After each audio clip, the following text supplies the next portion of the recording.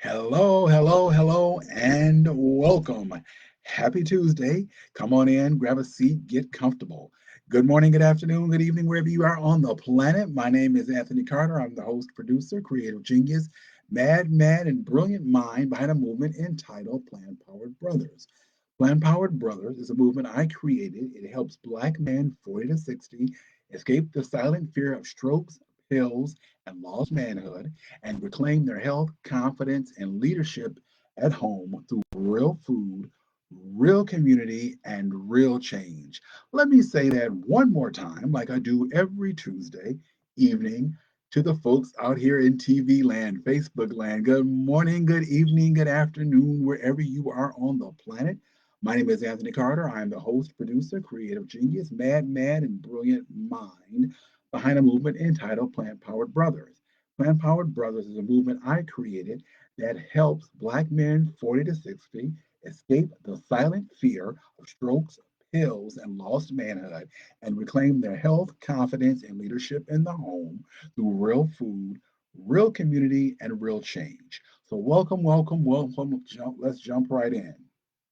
Let me start off by saying it's not always the food that we eat that breaks us down. Sometimes it's what we hold on to. Let me say that again. That was a mouthful. It's not always the food that we eat that breaks us down. Sometimes it's what we hold on to. The title of tonight's talk is What Silence Does to the Soul. We're talking about holding on to things. What silence does to the soul. Incidentally, I will be broadcasting every Tuesday now at 7 p.m. EST. So you would not have to hunt around for me. It will be every Tuesday, 7 p.m. EST. We're trying something new. We're getting away from this streaming mentality and going for 7 p.m. EST every Tuesday. Now, as I said, the title is What Silence Does to the Soul. Let me ask you a quick question. Have you ever noticed how quiet we get? When I say we, men, how quiet we get when life gets hard. We get very quiet, right? We say, I'm good. We say, I'm fine. We never say, hey, help me out with this. I'm struggling with something. We sit on expectations, right? We have expectations of how things want to go or things aren't going well. And we don't speak up about how we feel about it emotionally, right? We sit on it. We don't let it go. We have a ton of pressure on us, work pressures, family pressures, people pulling at us, everybody wanting us to be strong for them and wanting to be everything for everybody. Sometimes we need an opportunity to just say, hey, I need some help. Hey, I'm not okay. I cannot tell you how many times I have been to a therapist and been told, well, I really don't know what to tell you. You seem pretty well adjusted. Then why am I here?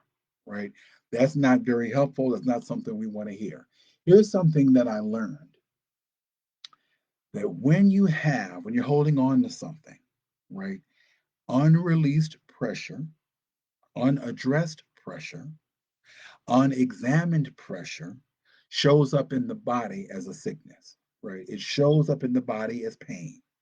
It's what I did with my blood pressure. It's what I've done a number of times in my life. I know a number of men in my life who have done the same thing. They may be grieving, they may be upset, they may be dealing with some childhood issues. They don't release it, right? And it shows up in the body as pain. The body does not forget, people. You may not remember what happened, the what fors, and when it happened, and why it happened, and who was involved. Your body remembers on a cellular level. So you are not fooling your body. Let me give you a really quick story, an example of that, of a time that I held on to something, right? For many years,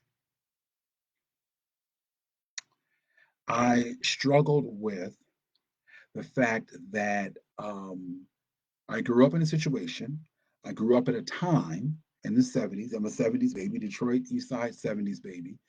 Grew up in a time where it was not okay to be gay. right? It was not okay. It was, tantamount to devil worship, right? It was not okay. Now, it was so not okay. I've heard family members tell me things like, well, those people are going to hell. I've heard certain family members that I absolutely love and adore have told me verbatim that God has created something for men who lay with men. God has created something for gay people, particularly gay men. I've heard people that I love say this to me. This is not something that's fun to hear at 14 or 15 when you are a young closeted gay kid in Detroit in the 80s. By this time it was the 80s. So that is an example of something that I held on to, right? And I couldn't figure out how to get out of it. I didn't have anybody to talk to about it. So here's this pressure that's constantly building, right? That pressure um, had me leave the state, to go to college because I wanted to go somewhere where I could be free and be okay and not have to be watching my back, not have to be in a situation where it was unsafe because that didn't feel like a whole lot of fun. That pressure of growing up in a very homophobic in a very homophobic time period, and in some instances a homophobic home, that pressure got me to leave Detroit and go to college a long way away, thinking I would find a tribe of people that would see things differently, who would be different. That took me way beyond that. It took me to another country, right? I ended up leaving at one point, going to Japan. So a lot of what I have been trying to do over the years is to deal with this pressure, right? To be able to manage it. And my way of managing it was just moving myself out of situations. Whether or not that was the most productive thing is a different topic for a different conversation and a different talk. But I just wanted to share that very intimate moment, very true moment, very honest moment, very vulnerable moment with you, my listening audience, that I understand what it's like to be under pressure and not have a way to release it, or so you think. It is a story that you tell yourself. Now, keep in mind, um, there is a cost, right? There is a cost for the pressure. There is a cost for releasing it. One of my absolute favorite books on the planet is a book I read probably 30 plus years ago. It's a book by the name of Salt Eaters, and the very first line when she when the book opens and they take this person to a healer who's a herbalist, and they take this person to a healer, and I believe they're in South Carolina, they're somewhere in the South, they're somewhere in the Southeast, and her question to the person was, sweetheart, are you sure you want to be well? There's a lot of pressure, there's a lot of oomph on you when you are well. Are you sure you want to be well? Right? This person decides they want to be well, and there is pressure involved, but it's a different type of pressure. That's the kind of pressure we want. So keep that in mind. Now, keep in mind too, in this book, and this is one of the reasons I love the book, these people are getting healed in community. I firmly, firmly, firmly believe with every ounce of my being, with every part of my soul, that you cannot heal in isolation. You heal in community. It's the reason when they want to break people, when they want to separate people, when people want to ice you out, they use isolation. That's a whole other conversation I can talk about as well. I've seen that in a lot of different incarnations throughout the course of my life. Okay, let's talk about the truth about silence. Here's the truth about silence and keeping the pressure in. Truth about silence. Now, when you stay silent, what it does, it teaches your body, it teaches my body, it teaches our bodies that it's not okay to feel. That is a rough lesson to teach yourself, right? That is something we're going to have to unlearn, right? When you stay in silence, it teaches your body it's not okay to heal. It affects your relationships. It's very hard to be intimate with somebody if you can't be true to yourself. It's very hard to be intimate with someone when you have not healed because you've got all this stuff you're holding on to. So the whole process, the whole point of this talk is let's let it go. Let's figure out a way to let it go. Now, this is why I created the Dare Quest. Now, originally, the Dare Quest is going to be for a month, 4 Saturdays in a row. But what I'm beginning to realize is that that's not enough. I am seeing people show up, and they're showing up you know, a few here, a person there, but not really digging in. The goal is to have people really dig in and get the support that they need, right? The reason I started the Dare Quest, the reason I started doing this work was I got tired of being told that my health issues were just par for the course. And once I figured out that was a bunch of BS, my goal was to share it with as many people as humanly possible. When I say as many people, I'm referring to Black men like myself who fall between the ages of 40 and 60. This is why I created the Dare Quest. This is why I created Plant Powered Brothers. Incidentally, another reason, another layer for the quest, for my questers, for the quest challenge and creating that part of the movement. I went to a couple of months ago, I went to a wonderful, wonderful conference right here in Connecticut. And it was all Black folks. They were all healers of some type. Some people used herbs, some people used sound therapy. Some people used yoga. Some people used traditional therapy. Some people use, I used my film and the work that I'm doing and then what I've been able to do in terms of healing myself. By and large, everyone there in the space all day long were people of color, Black folks who were committed to healing, healing in community, and healing as a group.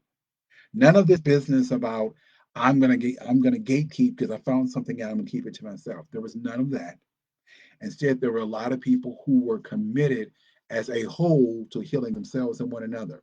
Now, here's the thing that I saw that really flipped my lid, right? That really got me to thinking about this whole quest thing and what I'm doing and what I'm capable of doing. There was a woman who was speaking. She was on a panel, and she was talking about being neuro, neurodivergent, right? Which is a new term that people have been using, I guess, the last 5 or 10 years. I've been doing some reading on it. Very fascinating. But she talked about being neurodivergent and what that means for her, her family, her young child, right? At some point, she mentioned that her young child was neurodivergent with special needs. Something happened and he got a little bit overstimulated. Now, here's the thing about that. Because I have worked with neurodivergent populations, because I have worked with autistic young people, autistic young adults, I understand what it takes to support them in managing their behavior, right? I understand what it takes to make sure people are not overstimulated. Well, by and large, this young person began to get show signs of being a bit overstimulated. His mom, who was on this panel giving this wonderful talk, began to apologize and try to explain away the behavior, which I get and I understand, right? Because no parent wants anyone looking at their child in a, kind of weird, like what's going on here. She began to explain, and before she could get the sentence out of her mouth, the entire room en masse immediately told her, he's okay. He's all right. We got him. He's all right. Just talking about that now gives me chills. What kind of community is this? What kind of community was I in where you know that your kid is going to be okay with a bunch of people he doesn't know? That is why I created Plant Powered Brothers. That is why I created the Dare Quest. That is why I encourage Questers to join me. That is the type of community I am launching. That is the type of community I'm going to maintain. I have been parts of those types of communities before, and I've launched those types before. That's what I want to see. I want to see a community where people circle the wagons, gather one another up, even in a physical sense, and say, "We got you. You're okay. Do what you need to do. We're here. Take as much space and as much time as you need." I saw that at this wonderful, wonderful conference back in August and was absolutely blown away. At some point, I will put the name of the conference and the person who put it on in the comment section because I think it's something everybody needs to witness. I think it's something everybody needs to be a part of. It take place at Mitchell College right here in New London, Connecticut. So if that helps you at all, Dr. Janelle Green, I think that's her name. If that helps you at all, by all means, check it out. All right, let me switch gears a bit. And let me say that peace, and that's what we're talking about here, peace isn't loud. All this yelling and screaming, peace isn't loud, it's powerful. It's quiet, it's life sustaining, it's life enhancing, it is powerful. Now, when you tell the truth, this is another way to get peace. When you tell the truth, your pressure drops. Every time you decide to take a walk instead of an argument, your nervous system thanks you. Every time you take a minute or two for yourself to do some breathing, to lower your shoulders, to go outside in the sun, your nervous system thanks you. Your blood pressure thanks you. Your entire body thanks you. A couple of weeks ago, I did an actual experience on here where I did some deep breathing and showed you guys what some of the breath work that I do. I personally do it 2 or 3 times a day, just 3 minutes a day, just to check in to see how I'm feeling. Not to go in for 3 minutes to change the planet, but just 3 minutes to say, hey, what's going on here? Am I okay? Is this conversation that I just had, am I okay with that conversation? All of those types of things. Now, here is my challenge to you, questers, Facebook Live watchers, if that's a term. My challenge to you: pick one thing this week that you can not do. One thing you can stop doing this week. One thing you can refrain from doing this week. As I said at the beginning, it's not the food that's breaking us down. Is what we're holding on to. What can we let go? What can you let go of this week? What are you willing to let go of? Maybe staying up all hours of the night is something you can let go of. Maybe working 12 or 13 hours in a day is something you can let go of. Maybe not having those ribs, if that's your thing this week, is something you can let go of. We all have things we can let go of. It is so easy to pile things on top and to say, I'm going to add this to change it. I'm going to change my life by adding this. I'm going to add that. I'm going to do more of this. I'm going to do 300 push ups a day. I'm going to do 200 sit ups. It's very easy to add. Why don't we try subtracting? Many times you have heard me talk about creating a not to do list. People love to have to do lists. You got these long to do lists. I have a list of things not to do, right? It's short, it's compact, it's succinct, and lets me know if I'm on the right track at any given moment. So that is my challenge to you. Now, if you're ready for healing, if you're ready for support, if you want to be a part of the community that's based in love, appreciation, and respect, by all means, reach out to me. I'm always here for you. I have the Calendly link and above me, as well as links to Facebook Lives and YouTube. That's all up there.